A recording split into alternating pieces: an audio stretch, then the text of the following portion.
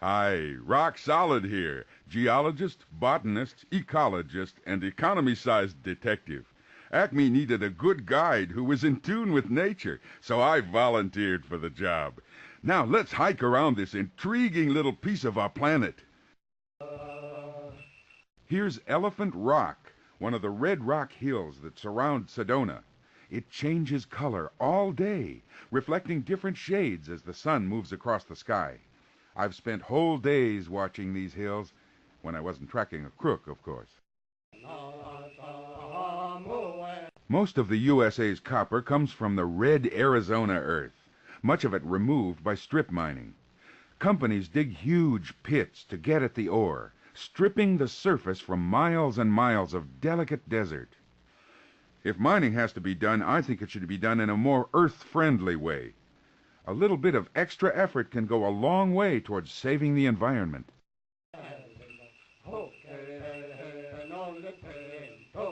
Sycamore and pine trees cling to the hills around Sedona, but Arizona has an official state tree that's straight out of the high desert, the saguaro cactus.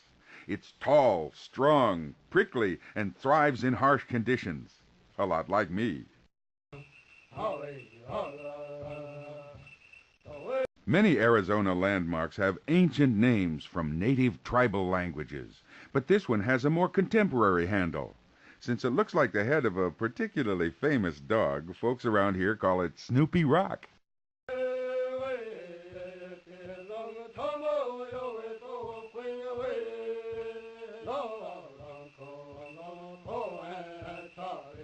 If you're wondering why Sedona's hills are red, the answer is simple. They're full of red minerals like copper and iron. You might think iron is black, but remember what happens when it gets wet. Rust. This is one of the driest states in America, but the government has spent billions of dollars to pipe water from the Colorado River into central Arizona, turning dry desert into farmland. People have a lot of different opinions about whether this type of irrigation is a good or bad thing to do. Just between you and me, I prefer the desert dry. Bye-bye.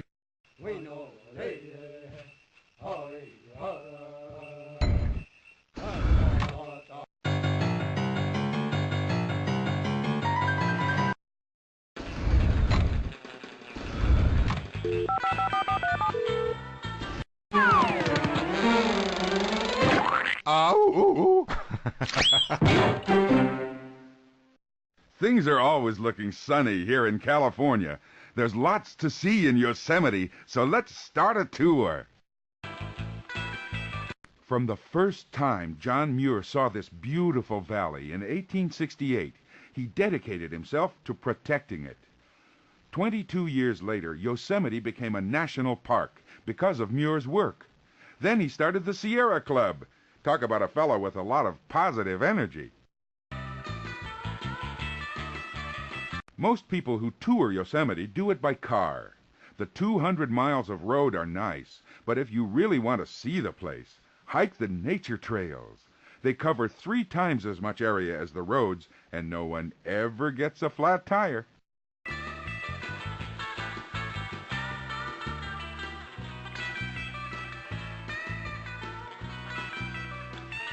For a great view of the whole Yosemite Valley, climb up there to the top of Glacier Point. It's the best panorama in all of California. 360 degrees of wow.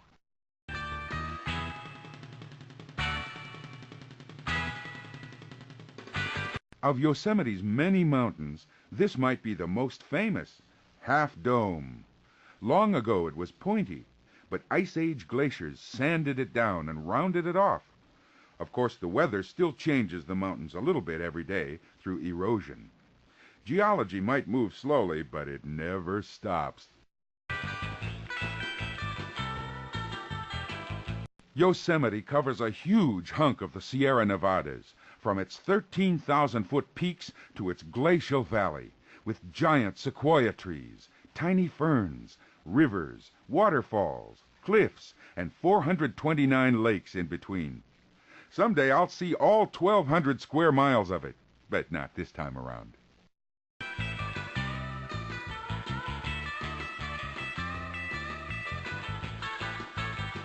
The water in Yosemite Falls does exactly what its name says.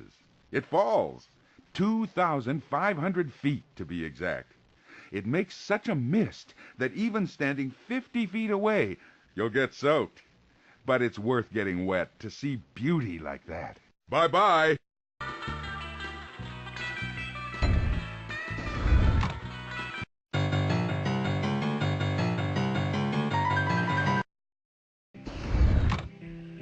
Please gather up and cowboy, I'm here all dressed in rags. I used to be a tough one. Let's stroll along Idaho's Snake River Plain, and I'll show you the sights. On great big jags, but I got a homeboys. Here in Idaho, folks know a good potato when they see one, because they see a lot of them. In fact, they grow more potatoes here than in any other state. And if you get tired of spuds, try the local peas, beets, and grains. You need to be well fed when you're fighting crime. You all know, although I haven't seen it for many years ago. There are really two different Idahos. The South, with its farms, cities, and big Mormon population, is a lot like Utah. The North, on the other hand, is more like Montana, rugged, mountainous, sparsely populated, and independent. But I don't take sides. I think they're both quite spectacular. But I'm going back to Dixie once more to see them all. I'm going... That's the Sawtooth Range off in the distance, part of the Rockies. Idaho has lots of mountains, so lots of skiers vacation here. Me, I'd rather climb up a mountain than slide down. See my mother when the work's all done this fall. I am a roving cowboy, I'm here all dressed in rags. I used to be a tough one and take... We're standing on Idaho's Snake River Plain. Even though Idaho is huge, most of its people live within 100 miles of this river. It's a great place to farm. The water is plentiful, the soil is great, and the view isn't bad either. Bye-bye! Big jags, but I got a homeboy, the good one you all know.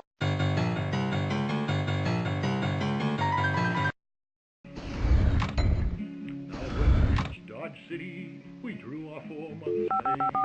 Times was better. Ow! Here we are in Kansas, in quite a lovely spot, the Spring Hill Prairie Reserve. Let's get started. Boys, it was a better day. The way we drank and gambled and swung the girls around. Say, crowd of tickets. The Kansas prairie isn't as dramatic looking as some spots in the USA, but it's an important ecosystem, and it's almost extinct. That's why Spring Hill will soon be designated a national park, because our natural history is worth saving. Cowboys has come to take the town. If you think all grass is the same, look more closely at the prairie. There's blue stem grass, switchgrass, Indian grass, all different kinds. According to Native American healers, each grass has a different medicinal quality, and they ought to know. They've been here a lot longer than you or I. If you ever see John Garner, you must... For the last 100 years, Kansas has been covered with wheat fields. But before that, it was almost all prairie, rolling fields of tall grass. That grass fed millions of buffalo. But now both the buffalo and the grass are almost gone. Prairie preserves like this one at Spring Hill are the last refuge for plant and animal alike, so treat them kindly. Him on the square, for he is the biggest cow thief that ever rode out there. But if Spring Hill used to be a rich man's ranch. You can tell by this house. Stephen Jones built this stone mansion out in the prairie lands after he made his fortune in banking. you want to hear him roar and spin the lively tale. Most of Kansas has rich, deep soil, while here at Spring Hill it's rich but shallow, too shallow to plow in some places. So while the rest of the state turned into wheat fields, a little piece of prairie survived here. a link with the natural past. Just you ask him about the time when we went up the trail. Just as wheat replaced the wild grass in Kansas, farm animals like cattle and sheep replaced the original wild animals. Without preserves like this one, there'd be no place for native prairie animals like buffalo, deer, foxes, raccoons, coyotes. The list goes on. Bye-bye! Now when we reached Dodge City, we drew off all the way. Times was better. Come up here, my little Bessie. Come up here and live with me.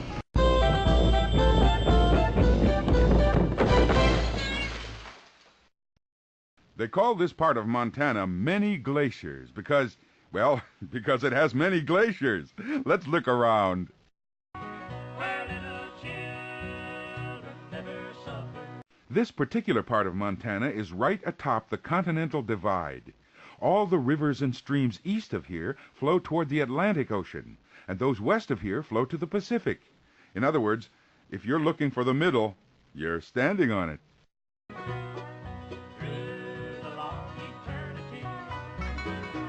In Montana, you won't find better lodgings than this. Many Glacier Hotel in Glacier National Park. 1,000 miles of hiking trails start and end here at this cozy spot. And every night you can catch a lecture from a naturalist or ranger. I've done a few myself.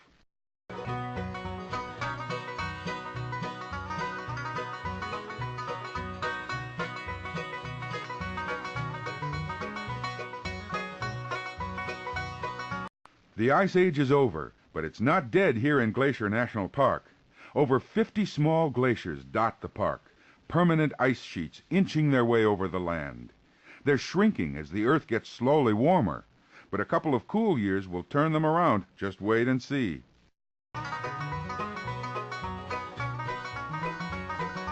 You're looking at Grinnell Point, named for George Grinnell, one of my heroes. He founded the Audubon Society back in the 19th century. We society members work to preserve wild animal habitats all over the world. It's never too early to join, by the way.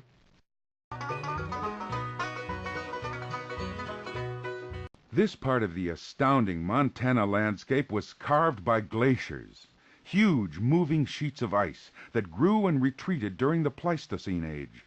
They slowly carved lakes, valleys, and peaks from the limestone, siltstone, mudstone, and every other stone in their way. Glaciers are slow, but watch out, they're strong. Bye-bye! Come up here, my little Bessie. Come up here and live with me.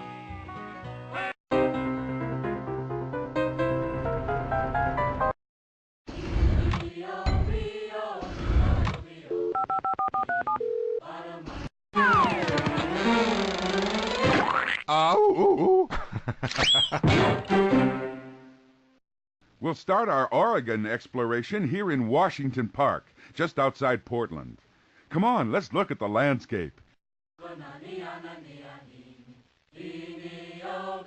150 years ago, there was no city here at all, just wilderness. Then the Oregon Trail brought settlers from the east. They were looking for a place with more opportunity. And unlike Carmen's crooks, they were willing to work hard for their fortunes. Here's what makes Washington Park smell so good. The International Rose Test Gardens. You're looking at 10,000 rose bushes of 400 different varieties. And if you get here in June, you'll see them all bloom at once. It's worth the trip.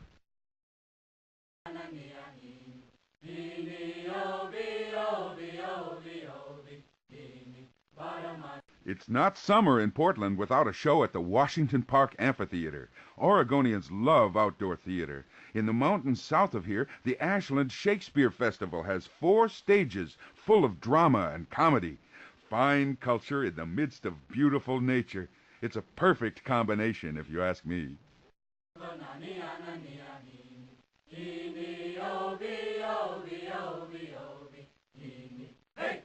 For a city, Portland isn't so bad. Maybe it's all the green grass and trees. I'm even rather fond of the rainy weather. If you want to stay dry in Oregon, you have to head east to the arid Columbia Plateau. Here on the western side of the state, wet is what you get. Oregon harvests more lumber than any other state, and that's why the World Forestry Center is here. Pine forests cover half the state, and preservationists like me make sure that the wood is carefully harvested, not needlessly stripped.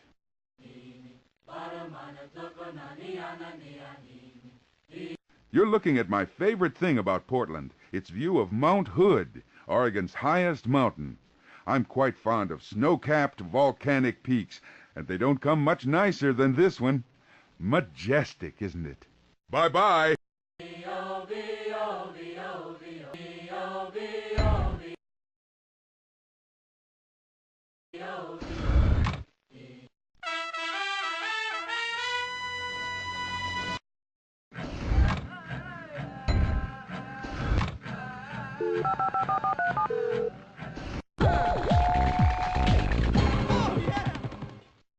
Here we are in Utah, Zion National Park to be exact. Ready for a nature walk? If you're very quiet, I'll introduce you to some of my wild friends who live here in Zion. The bobcats, mountain lions, coyotes, bighorn sheep, and their other untamed associates. Believe it or not, these animals are actually rather shy. But considering how some people treat them, I don't blame them for avoiding us humans.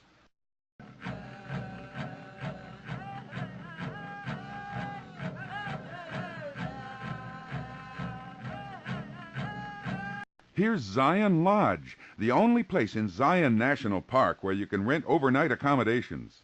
Clarence Underwood designed it back in the 1920s.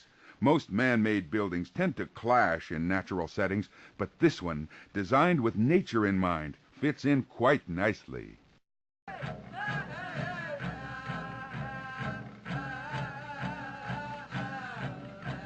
Long before Zion was a canyon, it was a swamp. Then the weather got drier, and layers of sand blew in and mixed with the mud and minerals.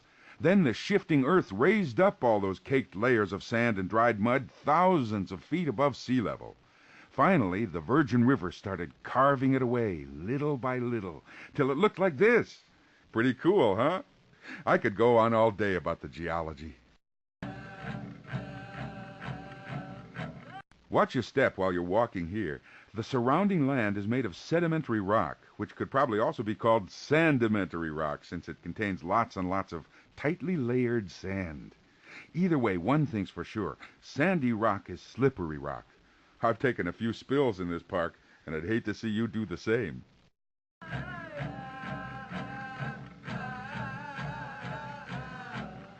Geologist Leo Snow first surveyed this place for the U.S. government back in 1908, and he made sure to note how beautiful it was.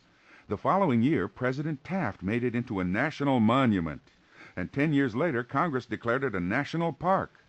Some things are definitely worth preserving in their natural state. Bye-bye!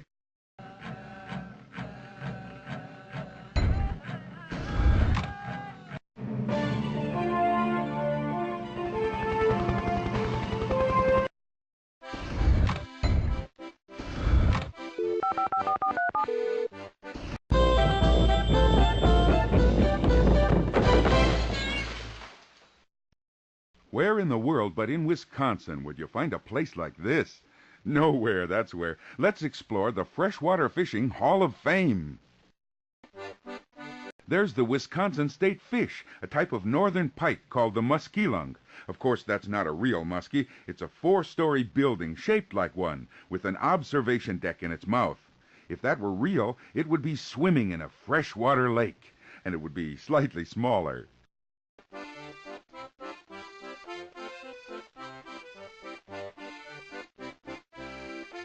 No, you're not seeing things. That's a really big bass made out of fiberglass.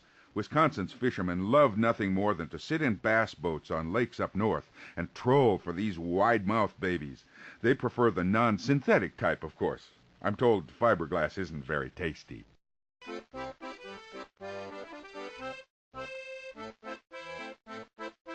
All this Wisconsin fishing lore could make a great saying. Give a man a fish, feed him for a day. Teach him to fish, feed him for life. Sometimes I add a third line. Steal a man's fish, and Acme will reel you in.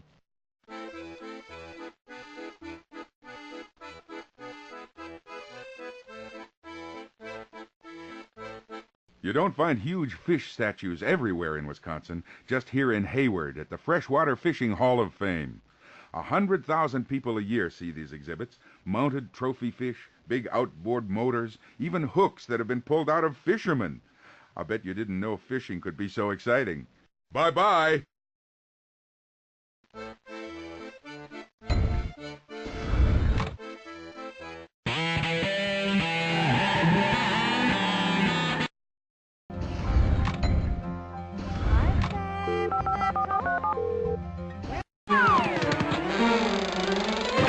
Ow! Wyoming is wonderful, especially Grand Teton National Park. The mountains await us, so let's start our trek. I was a child to head out west, all open wide. One of my favorite things about this place is the people, because there aren't very many. In fact, even though it's the 9th largest state in area, Wyoming has a smaller population than any other U.S. state. With so few people around, the beauty of nature really gets a chance to shine. I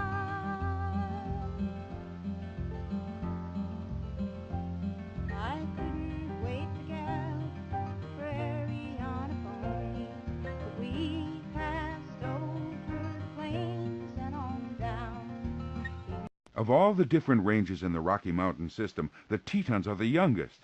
That's part of the reason they're so tall, jagged, and angular. The wind and weather hasn't had time to wear them down yet, in a process called erosion. In a few million years, they'll be rounder, like me. To the great stubble suburb forest, the Wyoming has lots of amazing scenery, but nothing tops the Teton Range. Those 13,000-foot peaks are amazing from every angle, and they hide a wealth of coal and other minerals. Speaking as a highly trained geologist, I can describe the Tetons with one highly technical word. Wow! there, all held my dreams in. Wyoming isn't all mountains. In its flatter parts, ranchers raise cattle and sheep. But the land is rugged, and the grass is thin, so it takes about 50 acres just to feed one cow. If you were a cowboy here, you'd ride lots of miles rounding up your herd. Bye-bye!